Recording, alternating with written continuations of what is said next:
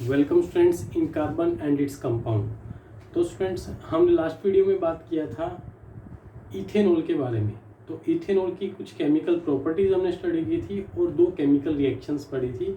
Ethanol का reaction sodium के साथ जो सोडियम इथोक्साइड बना रहा था, और सेकेंड रिएक्शन था सल्फ्यूरिक एसिड के साथ और सल्फ्यूरिक एसिड जो कि उसे डिहाइड्रेशन कर रहा था। ठीक है स्टूडेंट्स, तो आज हम थोड़ा सा पढ़ेंगे मिथेनॉल के बारे में। तो methanol is the compound of alcohol. Alcohol function group इसमें यूज होता है मिथेनॉल, जिसका फॉर्मूला रहता है CH3OH is the formula of methanol. तो ये जो मिथेनॉल है ये बहुत खतरनाक है। अगर थोड़ी सी क्वांटिटी में इंसान अगर इसे पी ले तो उसकी डेथ हो सकती है। तो मिथेनॉल क्या करता है, बॉडी के अंदर एंटर करके ऑक्सीडाइज हो जाता है और मिथेनॉल कन्वर्ट हो जाता है मिथेनॉल में। ठीक है, methanol will be convert into methanol. Methanol समझ लिया होगी क्या होता है।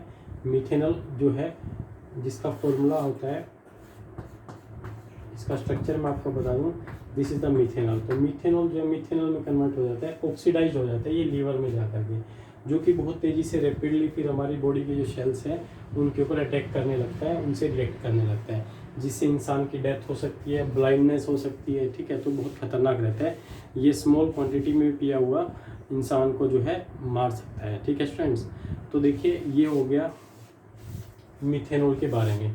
अगर हम बात करें एल्कोहल की, तो एल्कोहल एज ए फ्यूल भी यूज़ किया जाता है। एल्कोहल एज फ्यूल, तो एल्कोहल के जो कुछ कंपाउंड्स हैं वो as a fuel, as a ईंधन की तरह भी यूज़ किए जाते हैं।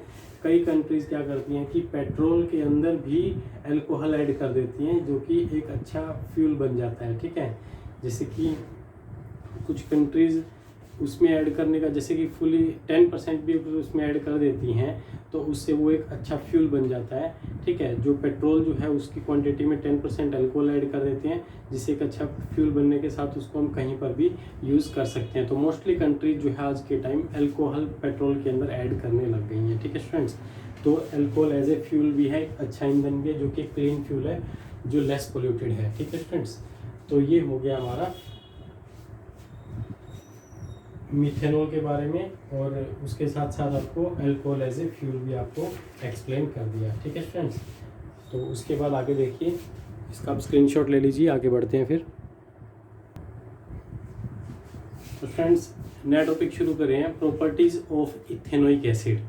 तो प्रॉपर्टीज़ देखेंगे इथेनोइक एसिड की, उसके बाद इसकी केमिकल रिएक्शंस देखेंगे। ठीक है स्टूडेंट्स, तो ये भी एक इम्पोर्टेंट कंपाउंड है। जैसे कि हमने इथेनॉल के बारे में हमने पढ़ा है, उनकी प्रॉपर्टीज़ पढ़ी है, उनकी रिएक्शंस पढ़ी हैं, तो इसी तरह से इथेनोइक एसिड के बारे में पढ़ेंगे, उसके बाद उसकी केमिकल रिएक्शंस देखेंगे।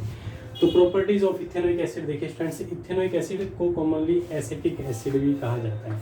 एसिटिक एसिड इसका कॉमन नेम है, IUPAC नेम हो गया इथेनोइक एसिड। ठीक है स्टूडेंट्स, तो जो इथेनोइक एसिड है उसको ज़्यादातर एसिटिक एसिड के नाम से ज़्यादा जानते हैं स्टूडेंट्स।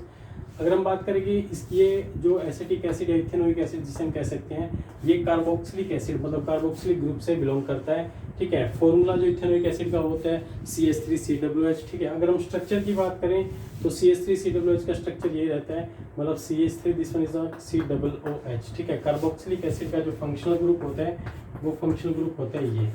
ठीक है, जिसके एक तरफ जो है कार्बन चेन हो सकती है या फिर हाइड्रोजन भी हो सकता है। R is a carbon chain, जैसे कि यहाँ पर एक कार्बन चेन आपको दिखाई दे रही है CH3। ठीक है स्टूडेंट्स, तो ये है इथेनोइक एसिड का फॉर्मूला, स्ट्रक्चर, फंक्शनल ग्रुप।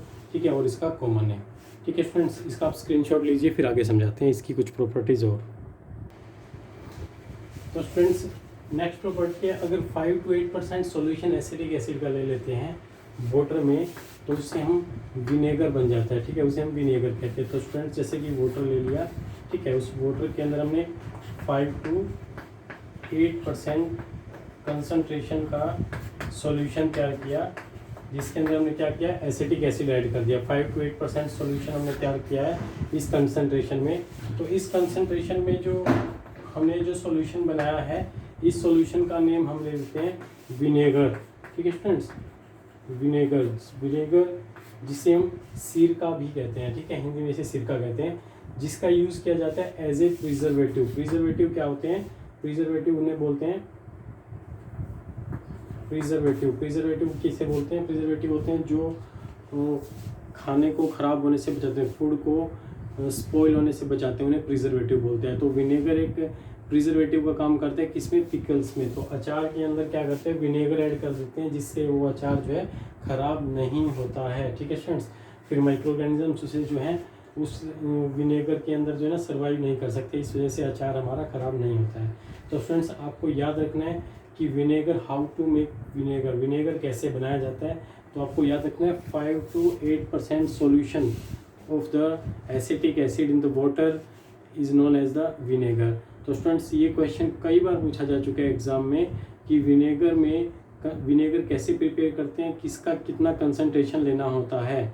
तो आपको याद रखना है 5 to 8% सॉल्यूशन लेंगे हम वाटर का, वाटर सॉल्यूशन एसिटिक एसिड किसको डाल देंगे, वाटर में 5 to 8% कंसंट्रेशन के साथ जो वो बनेगा solution that is known as the vinegar, ठीक है फ्रेंड्स। तो विनेगर क्या है, विनेगर एक अच्छा प्रिजर्वेटिव है जो कि पिकल्स वगैरह में ऐड करते हैं ताकि वो ख़राब ना हो, ठीक है फ्रेंड्स।